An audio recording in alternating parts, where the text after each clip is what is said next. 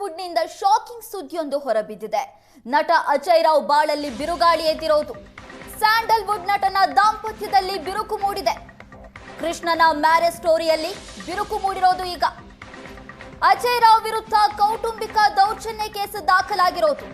ಪ್ರೀತಿಸಿ ಮದುವೆಯಾದ ಜೋಡಿ ಬಾಳಲ್ಲಿ ಬಿರುಗಾಳಿಯೇ ಎದ್ದಿದೆ. ವಿಚ್ಛೇದನಕ್ಕೆ ಅರ್ಜಿ ಹಾಕಿದ್ದಾರೆ ನಟ ಅಜಯ್ ರಾವ್ ದಂಪತಿ.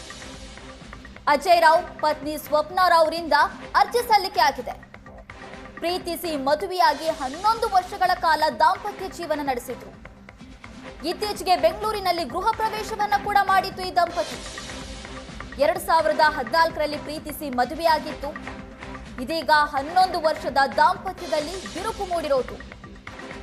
ಎಕ್ಸ್ಕ್ಯೂಸ್ ಮೀ ಚಿತ್ರದ ಮೂಲಕ ಸ್ಯಾಂಡಲ್ವುಡ್ಗೆ ಎಂಟ್ರಿ ಕೊಟ್ಟಿದ್ದಂತ ನಟ ಅಜಯ್ ರಾವ್ ಅದಾದ ಬಳಿಕ ಸಾಕಷ್ಟು ಸಿನಿಮಾಗಳಲ್ಲಿ ನಟಿಸಿದ್ರು. ಸಾಲು ಸಾಲು ಹಿಟ್ ಸಿನಿಮಾಗಳನ್ನ ಕೊಟ್ಟಿದ್ದಂತ ನಟ ಈಗ ಆ ನಟನ ಬಾಳಲ್ಲಿ ಬಿರುಕು ಮೂಡಿದೆ. Krishnan marriage story, Krishnan love story, Krishna Leela, ಹೀಗೆ ಸ್ಯಾಂಡಲ್ವುಡ್ನ ಕೃಷ್ಣ ಅಂತಾನೆ ಫೇಮಸ್ ಆಗಿದ್ದ ನಟ 11 ವರ್ಷಗಳ ಕಾಲ ಸುಖ ದಾಂಪತ್ಯವನ್ನ ನಡೆಸಿದ್ದಂತ ಜೋಡಿ ಇದೀಗ ವಿಚ್ಛೇದನಕ್ಕೆ ಮುಂದಾಗಿದೆ.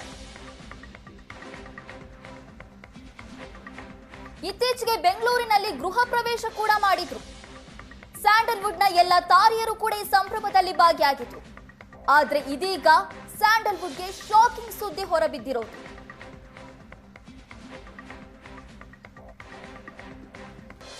ಈ ಬಗ್ಗೆ ಹೆಚ್ಚಿನ ಡೀಟೇಲ್ಸ್ ಅನ್ನ ಕೊಡ್ತಾರೆ ನಮ್ಮ ಪ್ರತಿನಿಧಿ ವಿಜಯ್. ನಮ್ಮ ಜೊತೆ ಸಂಪರ್ಕದಲ್ಲಿದ್ದಾರೆ. ವಿಜಯ್, ನಟ ಅಜಯ್ ರಾವ್ 11 ವರ್ಷಗಳ ಕಾಲ ಸುಖ ದಾಂಪತ್ಯವನ್ನ ನಡೆಸಿದ್ದಂತ ದಂಪತಿ ಇವರಿಬ್ರು ಈಗ ವಿಚ್ಛೇದನಕ್ಕೆ ಮುಂದಾಗಿರುವುದು ಸ್ಯಾಂಡಲ್ವುಡ್ಗೆ ಬಹಳ ದೊಡ್ಡ ಶಾಕಿಂಗ್ ವಿಚಾರ. ಏನಿದೆ ಡೀಟೇಲ್ಸ್?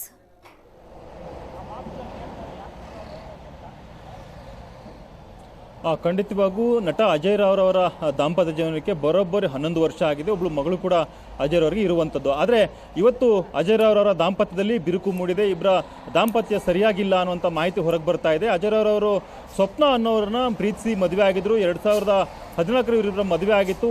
ಹಾಗಾಗಿ ಅಲ್ಲಿಂದ ಇಲ್ಲಿವರೆಗೂ ಅವರಿಬ್ಬರು ತುಂಬು ಸಂಸಾರವನ್ನು ನಡೆಸ್ಕೊಂಡು ಬಂದಿದ್ರು. ಒಳ್ಳೆಯ ಪೇರ್ ಅಂತ ಹೇಳಿ ಇಡೀ ಚಿತ್ರರಂಗದಲ್ಲಿ ಹೆಸರುವಾಸಿ ಆದಂಥ ಒಂದು ಜೋಡಿ ಕೂಡ ಹೌದು.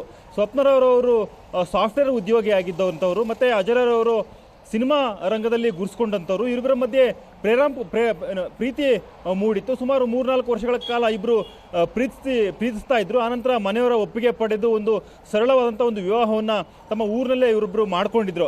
ಆನಂತರ ಬೆಂಗಳೂರಿನಲ್ಲಿ ಇರುವಂತಹ ಬಸವೇಶ್ವರ ನಗರದಲ್ಲಿ ಒಂದು ಅಪಾರ್ಟ್ಮೆಂಟಲ್ಲಿ ಇಬ್ಬರು ವಾಸ್ತವ್ಯನ ಹೂಡಿದ್ರು. ಮತ್ತು ಅವರ ತಂದೆ ತಾಯಿ ಹಾಗೆ ಪತ್ನಿ ಮತ್ತು ಮಗಳ ಜೊತೆಗೆ ಅಜಯ್ ಅವರು ಜೀವನವನ್ನು ನಡೆಸ್ತಾ ಇದ್ರು.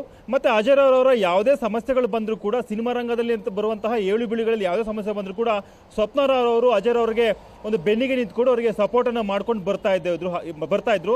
ಹಾಗಾಗಿ ಇವರಿಬ್ಬರ ಒಂದು ಪ್ರೀತಿಗೆ ಕೊಡುಗೆಯಾಗಿ ಇತ್ತೀಚೆಗಷ್ಟೇ ಅಂದರೆ 1 ವರ್ಷದ ಹಿಂದೆ ಯಲಹಂಕದಲ್ಲಿ ಇವರಿಬ್ಬರು ಸೇರಿಕೊಂಡು ಒಂದು ಹೊಸ ಮನೆಯನ್ನು ಖರೀದಿ ಮಾಡಿದ್ರು. ಮತ್ತು ಆ ಗೃಹ ಪ್ರವೇಶಕ್ಕೆ ಇಡೀ ಚಿತ್ರರಂಗದವರು ಕೂಡ ಸಾಕ್ಷಿಯಾಗಿದ್ದರು. ಅಲ್ಲಿವರು ಕೂಡ ಅಜಯ್ ಅವರ ದಾಂಪತ್ಯ ಸುಖಕರವಾಗಿ ನಡ್ಕೊಂಡು ಬಂದಿತ್ತು. ಆದರೆ ಕಳೆದ ಒಂದು 6-7 ತಿಂಗಳ ನಂತರ ಅಜಯ್ ಅವರೊಂದು ಯುದ್ಧಕಾಂಡ ಅನ್ನುವಂಥ ಒಂದು ಸಿನಿಮಾವನ್ನು ಮಾಡ್ತಾರೆ. ಆ ಸಿನಿಮಾದಲ್ಲಿ ಸಾಕಷ್ಟು ಲಾಸನ್ನು ಅನುಭವಿಸ್ತೀನಿ, ತುಂಬ ಒಳ್ಳೆಯ ಸಿನಿಮಾವನ್ನು ಮಾಡಿದ್ದೀನಿ, ಮತ್ತು ನಾನೀಗ ಆ ಹಣಕಾಸಿನ ಮುಗ್ಗಟ್ಟಿನ ತೊಂದರೆಯಲ್ಲಿದ್ದೀನಿ ಅನ್ನೋ ಮಾತನ್ನು ಅಜಯ್ ಅವರು ಅವತ್ತು ಹೇಳ್ಕೊಂಡಿದ್ರು. ಹಾಗಾಗಿ ಈಗ ಇವರಿಬ್ಬರ ದಾಂಪತ್ಯದಲ್ಲಿ ಬಿರುಕು ಮೂಡಿದ ಹಿನ್ನೆಲೆಯಲ್ಲಿ ಏನಾದರೂ ಅವರಿಬ್ಬರ ಮಧ್ಯೆ ಹಣಕಾಸಿನ ಒಂದು ಸಮಸ್ಯೆಯನ್ನು ಎದುರಾಯ್ತಾ ಅಥವಾ ಈ ಥರದ ಅನುಮಾನಗಳು ಮೂಡ್ತಾ ಇರೋದು. ಮತ್ತು ಅಜಯ್ ಅವರ ಪತ್ನಿ ಏನು ಮ್ಯಾಜಿಸ್ಟ್ರೇಟ್ ಕೋರ್ಟ್ನಲ್ಲಿ ಒಂದು ಅರ್ಜಿಯನ್ನು ಸಲ್ಲಿಕೆ ಮಾಡ್ಕೊಂಡಿದ್ದಾರೆ ಅಂತೇಳಿ ಮಾಹಿತಿ ಇರುವಂಥದ್ದು. ಆದರೆ ಏನು ಉಲ್ಲೇಖ ಆಗಿದೆ ಅಂತ ಹೇಳಿದ್ರೆ ಕೌಟುಂಬಿಕ ಹಿಂಸೆ ಅನ್ನುವಂಥ ಒಂದು ಹಿನ್ನೆಲೆಯಲ್ಲಿ ಸ್ವಪ್ನ ರಾವ್ ಅವರು ಈ ಒಂದು ವಿಚ್ಛೇದನಕ್ಕೆ ಅರ್ಜಿಯನ್ನು ಸಲ್ಲಿಸಿದ್ದಾರೆ ಅಂತೇಳಿ ಮಾಹಿತಿ ಇರುವಂಥದ್ದು. ಹಾಗಾಗಿ ಅಜಯ್ ರಾವ್ ಅವರು ಹಾಗಾಗಿ ಸ್ವಪ್ನ ರಾವ್ ಮಧ್ಯೆ ಏನೆಲ್ಲ ಆಗಿದೆ, ಹಾಗಾದರೆ ಇವರಿಬ್ಬರು ಇಷ್ಟು ಚೆನ್ನಾಗಿದ್ದಂಥ ಒಂದು ಜೋಡಿ ಈಗ ಸಡನ್ ಆಗಿ ಈ ಥರದ ಒಂದು ನಿರ್ಧಾರಕ್ಕೆ ಯಾಕೆ ಬಂದಿದ್ದಾರೆ ಅನ್ನೋದು ಒಂದು ಅನುಮಾನ ಕೂಡ ಮೂಡ್ತಾ ಇರುವಂಥದ್ದು.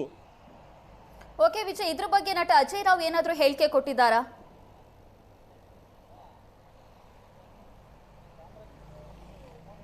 ನಾವು ಈ ಸಂಬಂಧಪಟ್ಟ ಹಾಗೆ ಅಜಯ್ ಅವರನ್ನು ಸಂಪರ್ಕ ಮಾಡೋಕ್ಕೂ ಕೂಡ ಪ್ರಯತ್ನ ಪಟ್ವಿ. ಆದರೆ ಅವರು ಮೊಬೈಲನ್ನು ಸ್ವಿಚ್ ಆಫ್ ಮಾಡ್ಕೊಂಡಿದ್ದಾರೆ. ಹಾಗೆ ಅವರ ಪತ್ನಿ ಸ್ವಪ್ನ ಅವರನ್ನು ಕೂಡ ಸಂಪರ್ಕ ಮಾಡೋದಕ್ಕೆ ಪ್ರಯತ್ನ ಪಟ್ಟಿದ್ದೀವಿ. ಅವರು ಕೂಡ ಇದು ಯಾವುದಕ್ಕೂ ರಿಯಾಕ್ಟನ್ನು ಮಾಡ್ತಾ ಇಲ್ಲ.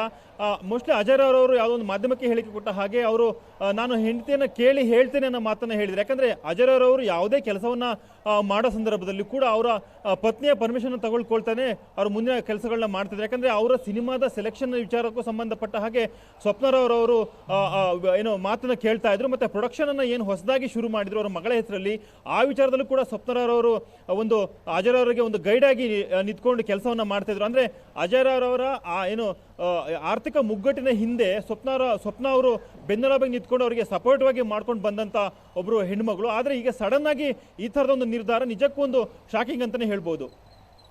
ಓಕೆ, ಇಬ್ರು ಕೂಡ 11 ವರ್ಷಗಳ ಕಾಲ ಸುಖ ದಾಂಪತ್ಯವನ್ನ ನಡೆಸಿದಂತವ್ರು, ಅದು ಕೂಡ ಪ್ರೀತಿಸಿ ಮದುವೆಯಾಗಿದ್ದಂತ ಜೋಡಿ ಏಕಾಏಕಿ ಇದೀಗ ವಿಚ್ಛೇದನಕ್ಕೆ ಮುಂದಾಗಿರೋದು ನಿಜಕ್ಕೂ ಕೂಡ ಒಂದು ರೀತಿ ಶಾಕಿಂಗ್ ವಿಚಾರನೇ ಅಲ್ವಾ?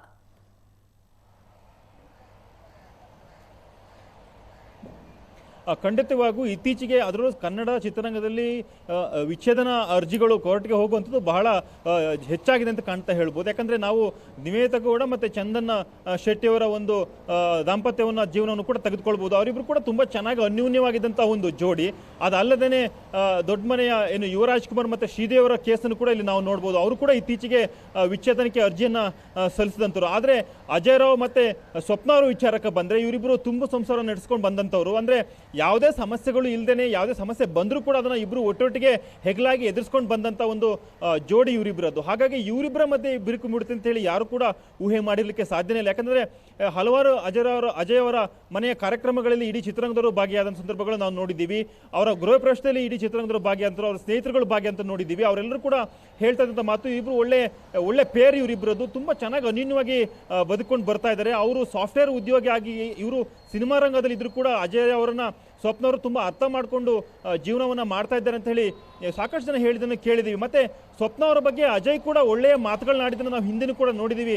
ನನಗೆ ಒಂದು ಸಪೋರ್ಟ್ ಅಂತ ನಾನು ಹೆಂಡ್ತೀನಿ ಅಂತೇಳಿ ಬಹಳ ಬಾರಿ ಅಜಯ್ ಅವರು ಹೇಳಿದ್ದಾರೆ. ಯಾಕಂದರೆ ಅವರ ಪ್ರೊಡಕ್ಷನ್ ವಿಚಾರ ಬಂದರೆ ಅಥವಾ ಅವರು ಸಿನಿಮಾದ ಸೋಲ್ಗಳನ್ನು ಕಂಡಾಗಲೂ ಕೂಡ ಅವರಿಗೆ ಯಾವುದೋ ಸಮಸ್ಯೆಗಳಿದ್ದರೂ ಕೂಡ ನನಗೆ ಹೆಂಡತಿ ಬೆನ್ನೆಲುಬಾಗಿ ನಿಂತ್ಕೊಂಡಿದ್ದಾರೆ ಮತ್ತು ನನಗೆ ನನ್ನ ಪತ್ನಿ ತುಂಬ ಚೆನ್ನಾಗಿ ಸಪೋರ್ಟಿವ್ ಆಗಿ ಮಾಡ್ಕೊಂಡ್ಬಂದಿದ್ದಾರೆ. ಹಾಗಾಗಿ ನಾನು ಈ ಸಿನಿಮಾ ರಂಗದಲ್ಲಿ ಈವರೆಗೂ ಮಟ್ಟಕ್ಕೆ ಬರೋದಕ್ಕೆ ಸಾಧ್ಯ ಆಗಿದೆ ಅನ್ನುವಂಥ ಮಾತನ್ನು ಅಜಯ್ ಸಾಕಷ್ಟು ಬಾರಿ ಹೇಳಿದ್ದಾರೆ. ಆದರೆ ಈಗ ಸಡನ್ ಆಗಿ ಇಂತಹ ಒಂದು ನಿರ್ಧಾರಕ್ಕೆ ಈ ದಂಪತಿ ಯಾಕೆ ಬಂದರು? ಹಾಗಾದರೆ ಅಜಯ್ ಆ ಮಟ್ಟದ ಹಿಂಸೆಯನ್ನು ಏನು ಸ್ವಪ್ನ ಅವ್ರಿಗೆ ಕೊಟ್ಟಿದ್ದಾರಾ ಅನ್ನೋದು ಕೂಡ ಒಂದು ಅನುಮಾನ ಮೂಡ್ತಾರೆ. ಯಾಕಂದರೆ ಸ್ವಪ್ನ ಅವರು ಅಪ್ಲೈ ಮಾಡುವಂತಹ ಏನು ವಿಚ್ಛೇದನಕ್ಕೆ ಅಪ್ಲೈ ಮಾಡಿದ್ರೆ ಅದರಲ್ಲಿ ಕೌಟುಂಬಿಕ ಹಿಂಸೆ ಅನ್ನುವಂಥ ಒಂದು ಕಾರಣವನ್ನು ಏನನ್ನು ಕೊಟ್ಟಿದ್ದಾರೆ, ಅದು ತುಂಬ ಮುಖ್ಯವಾಗಿ ಇಲ್ಲಿ ಕಾಣ್ತಾ ಬರುವಂಥದ್ದು. ಅಜಯ್ ಆ ಥರದ ಒಂದು ವ್ಯಕ್ತಿತ್ವದ ಹುಡುಗನ ಅನ್ನೋ ಬಗ್ಗೆನೂ ಕೂಡ ಒಂದು ಪ್ರಶ್ನೆ ಮೂಡ್ತಾ ಇದೆ. ಆದರೆ ಇವರಿಬ್ಬರ ದಾಂಪತ್ಯನ ಹತ್ತಿರದಿಂದ ನೋಡಿದಂಥವ್ರು ಹೇಳುವಂಥ ಮಾತೆಂದರೆ ತುಂಬ ಅನ್ಯೂನ್ಯವಾಗಿದ್ದಂಥ ಒಂದು ಜೋಡಿ ಅನ್ನುವ ಮಾತನ್ನು ಸಾಕಷ್ಟು ಜನರು ಹೇಳ್ತಾರೆ.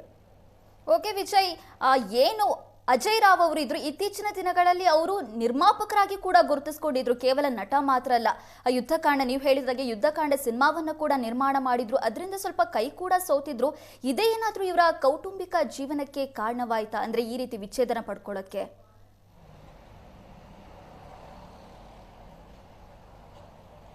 ಖಂಡಿತವಾಗಿ. ಯಾಕಂದರೆ ಸಿನಿಮಾ ರಂಗ ಅಂತ ಬಂದಾಗ ಏಳು ಬೀಳುಗಳು ಸರ್ವೇ ಸಾಮಾನ್ಯವಾಗಿ ಇದ್ದೇ ಇರುತ್ತೆ. ಅಂದರೆ ಸಿನಿಮಾದಲ್ಲಿ ವಿಚಾರಕ್ಕೆ ಸಂಬಂಧಪಟ್ಟಾಗೆ ಲಾಸ್ ಆಗುತ್ತೆ, ಒಮ್ಮೊಮ್ಮೆ ಹಣ ಹೆಚ್ಚಿಗೆ ಸಿನಿಮಾ ಗೆದ್ದಾಗ ದೊಡ್ಡ ಮಟ್ಟದಲ್ಲಿ ಸಕ್ಸಸ್ ಆದಾಗ ಹೆಚ್ಚಿನ ಹಣ ಕೂಡ ಬರುತ್ತೆ.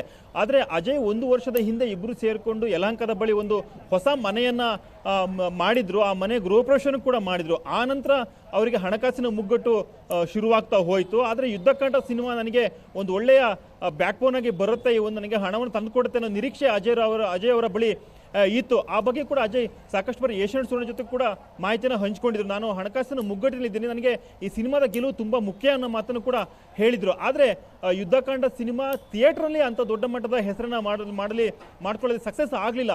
ಅಲ್ಲಿಂದ ಅಜಯ್ ಅವರವರ ಒಂದು ದಾಂಪತ್ಯದಲ್ಲಿ ಡೌನ್ಫಾಲ್ ಶುರುವಾಯ್ತು ಅನ್ನೋ ಒಂದು ಪ್ರಶ್ನೆ ಕೂಡ ಮೂಡ್ತಾ ಇದೆ. ಯಾಕಂದರೆ ಸಿನಿಮಾ ರಂಗದಲ್ಲಿ ಗುರುಸ್ಕೊಂಡಂಥವ್ರು, ಒಂದು ಸಕ್ಸಸ್ಸಲ್ಲಿ ಹೋಗ್ತಾ ಇದ್ದಂಥವ್ರು, ಅಥವಾ ಈ ಥರದ ಒಂದು ಏನು ಹಣಕಾಸಿನ ಮುಗ್ಗಟ್ಟಲ್ಲಿ ತೊಂದರೆ ಸಿಗಾಕೊಂಡಾಗ ಅವರ ಸಂಸಾರವೇ ಬೀದಿಗೆ ಬಂದಂಥ ಹಲವಾರು ಉದಾಹರಣೆಗಳನ್ನು ನಾವು ನೋಡಿದ್ದೇವೆ. ಹಿಂದಿನೂ ಕೂಡ ಸಾಕಷ್ಟು ಜನರು ಈ ಥರದ ಫ್ಯಾಮಿಲಿನೇ ಕಳ್ಕೊಂಡಿದ್ದಾರೆ, ಮತ್ತು ಆಸ್ತಿ ಪಾಸ್ತಿಯನ್ನು ಸಿನಿಮಾಗೆ ಇನ್ವೆಸ್ಟ್ ಮಾಡಿ ಕಳ್ಕೊಂಡಂಥ ಉದಾಹರಣೆಗಳು ಇದೆ. ಹಾಗಾಗಿ ಅಜಯ್ ರಾವ್ ಅವರ ವಿಷಯದಲ್ಲೂ ಕೂಡ ಈ ಥರದ ಘಟನೆಗಳು ಆಗಿರಬಹುದಾ ಅನ್ನೋದ್ರ ಬಗ್ಗೆ ಪ್ರಶ್ನೆ ಮೂಡ್ತಾ ಇರೋದು. ಆದರೆ ಅಜಯ್ ಸದ್ಯಕ್ಕೆ ಸಂಪರ್ಕಕ್ಕೆ ಸಿಗುತ್ತಾ ಇಲ್ಲ. ಜೊತೆಗೆ ಸ್ವಪ್ನ ಅವರು ಕೂಡ ಈ ಬಗ್ಗೆ ಕ್ಲಾರಿಫಿಕೇಶನ್ ಸದ್ಯದಲ್ಲಿ ಕೊಡ್ಬೋದು ಅಂತ ಅನ್ಸುತ್ತೆ. ನಯನಾ, ಥ್ಯಾಂಕ್ ಯು ವಿಜಯ್ ನಿಮ್ಮೆಲ್ಲ ಡೀಟೇಲ್ಸ್ಗಾಗಿ.